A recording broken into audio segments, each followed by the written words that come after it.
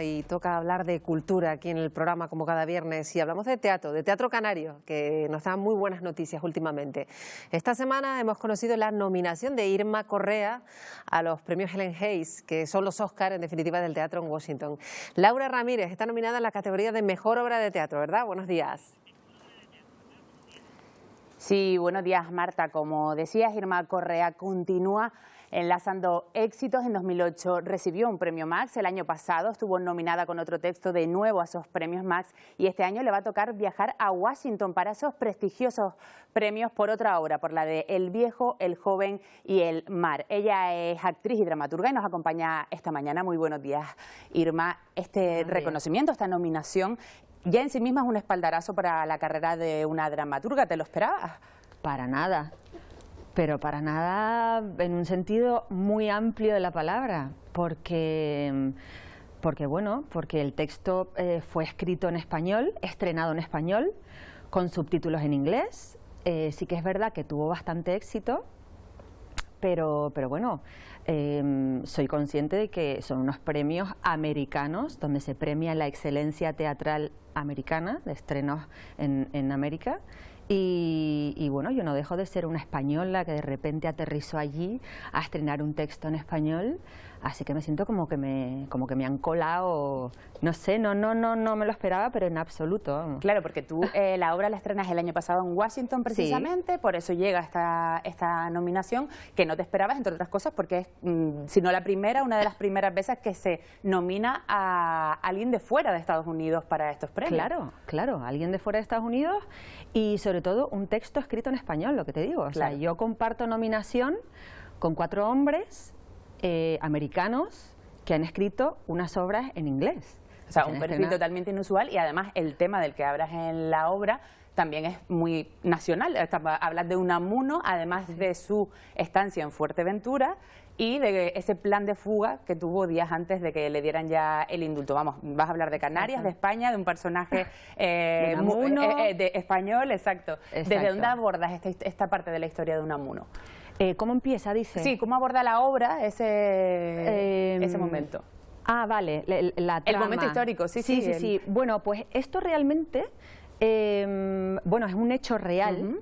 Yo lo saqué, me leí las memorias de los hermanos Rabaté, que es la mejor biografía que yo conozco hasta la fecha sobre Unamuno, y encontré esta perlita que tenía que ver con un acontecimiento histórico verídico, real, de Miguel de Unamuno, urdiendo un plan de fuga cuando es desterrado a Fuerteventura por el general Primo de Rivera. Él y su personalidad, ¿no? Pues obviamente estaba muy en contra de este destierro. Le quitaron el rectorado de la Universidad de Salamanca y bueno, lo desterraron a Fuerteventura. Y él empieza al poco a urdir un plan de fuga junto con Henri Dumais, que era un director de un periódico liberal francés, Le Quotidien, y bueno, a mí me llamó muchísimo la atención porque es un episodio que no es muy conocido. Sí. Y me pareció una misión imposible, ¿no? Porque además había cartas secretas, ¿no? Entonces, Miguel de Unamuno, ese filósofo, ese erudito, ¿no? Urdiendo un plan de fuga a la misión imposible, me vi la historia claramente ahí, ¿no? Vi la historia claramente y, bueno, luego ya lo demás, pues es una historia ficcionada en base a este foco, ¿no? A este momento histórico. Y que vamos a ver en esta obra, que esperemos que podamos verla en Canarias también. Sí. Son 4 actores, sí. Además Horacio Peña y Víctor de la Fuente son los protagonistas, todo el lujo de elenco que tienes ahí también. Sí. ¿Cómo es la puesta en escena de este momento? Pues Horacio Peña es Miguel de Unamuno. Víctor de la Fuente hace el personaje de Cisco, que es un personaje ficcional que yo creé en base a en base a esta situación. Creé Cisco es la figura del, digamos, el cuidador de Miguel de Unamuno en este hotel, posada, cárcel en el que estuvo Miguel de Unamuno.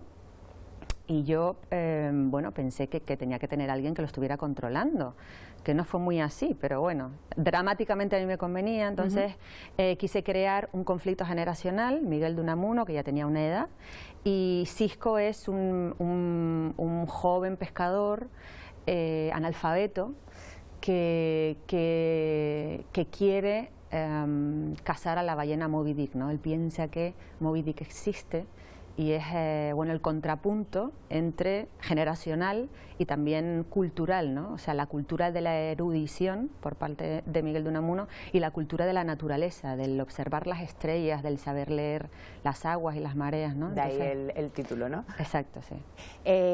Decíamos, comentaba yo al principio que en 2008 ya recibiste un premio Max, el año pasado por Ana también te llegaste como finalista. Sí. Este tipo de reconocimientos en un mundo tan difícil como el teatro, ¿qué suponen para una dramaturga? Bueno, pues supone una alegría tremenda, ¿no? Porque, bueno, quiere decir que hay gente que valora lo que estás escribiendo, que le da peso y que, bueno, es una palmadita. Y para poder vivir de ello es importante tener este aval también, ¿no? Entiendo desde luego. Que es un mundo muy difícil el del teatro, hay también mucha gente y esto hace que pueda darte un impulso, ¿no? Claro, entiendo. Todo suma, porque el teatro es muy difícil vivir del teatro. ¿Y desde Entonces, Canarias? Bueno, desde Canarias ya ni te cuento. Más difícil aún, ¿no? Más difícil todavía, sí, porque en Canarias, desgraciadamente, el hándicap que tenemos es el tema de las giras, ¿no? Porque en la península, bueno, quieras que no, están las furgonetas, las carreteras, los trenes, etcétera, pero nosotros aquí sí o sí tenemos que ir en avión. Entonces, es una limitación que nos ponen siempre muy grande, ¿no? Aún así, tú has pasado de Canarias, Madrid, Washington. Sí, yo me cogí otro avión más transatlántico para ir para allá, sí. Tú estás ahora mismo en Madrid, desde allí es Yo donde en estás Madrid. creando y Sí. sacando adelante tus proyectos. ¿Qué tienes ahora en mente? ¿Hay algún proyecto así en breve? Bueno, pues tengo dos proyectos bastante importantes, pero hay una política de los teatros que no se puede decir hasta que no se haga pública la temporada, entonces no lo puedo contar, pero bueno, la temporada que viene va a ser muy interesante. Pues sí. cuando se pueda contar, te esperamos por aquí para que nos informes de todo y el 18 de mayo muchísima suerte en esa gala. Muchas gracias. En Washington. Muchísimas gracias por acompañarnos, Irma. Muchas gracias a ti, Laura. Pues ya han escuchado, nosotros seguiremos muy atentos a todos esos proyectos del Teatro Canario de Irma Correa y ese 18 de mayo a la final de los premios Helen Hayes. Y vamos a seguir ahora hablando de cine, como cada viernes Benjamín Santana nos hace un repaso a la cartelera de los estrenos de cine para este fin de semana. ¿Cómo era papá? Su barba rascaba, tenía una risa contagiosa. Ojalá le hubiese conocido. Los aficionados a la animación y especialmente a la casa Pixar están de enhorabuena. Nueva propuesta original de los creadores de éxitos y maravillas como Up, Los Increíbles o Toy Story.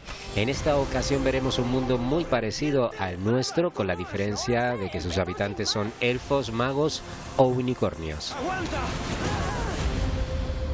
¿Papá? ¡Solo tiene piernas!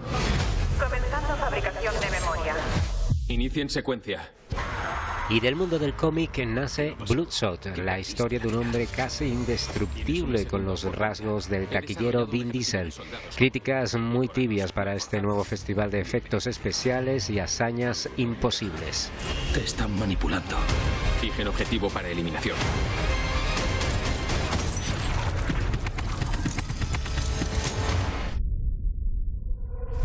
Hace 3 años perdí a mi familia.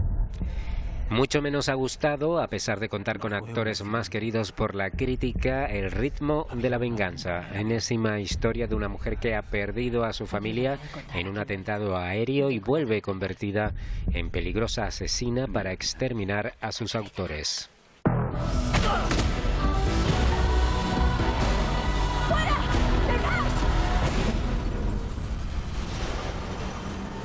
Con el paso de los años, las mujeres adquirimos superpoderes. Y terminamos en España con Invisibles, una película dirigida por una mujer, Gracia Querejeta, y 4 de las mejores actrices de nuestro país, Emma Suárez, Adriana Osores, Natalie Poza y Blanca Portillo, historia de amigas que utilizan como excusa el deporte para hablar de sus vidas. Ya no eres una opción. Y en los próximos días en Canarias vamos a tener propuestas muy interesantes, festivales, exposiciones, música. Vamos a verlo como siempre en ese resumen cultural.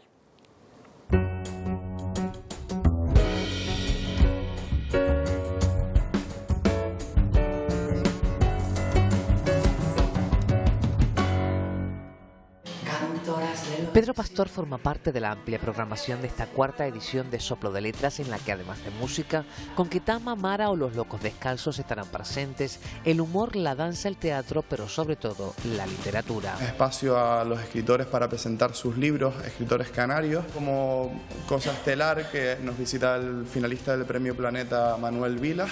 También la flamante Premio Nadal 2020, Ana Merino. No faltarán las rutas guiadas con cuentacuentos en lugares claves, un festival con espíritu joven y nuevo formato. Estamos a punto de convencer de que conseguiremos el reconocimiento definitivo. Son parte del equipo de producción del Bifos Fest, un nuevo festival musical completamente renovado en el que participarán bandas locales. La peculiaridad es que ha sido ideado y organizado por los alumnos de Imagen y Sonido del Instituto de Enseñanza Secundaria de La Guancha. Es su proyecto de fin de ciclo, una experiencia entre varias modalidades académicas. Son lugares de reunión, hitos en el paisaje, que lo que hace es anclar la memoria de esas poblaciones a esos espacios. A veces se acondicionan cerca de los caminos, como es en este caso, y también cerca de los lugares funerarios, como también en este caso. Nos va a permitir entender cómo creció poblacionalmente y cómo se organizó territorialmente la isla de Gran Canaria a nivel indígena.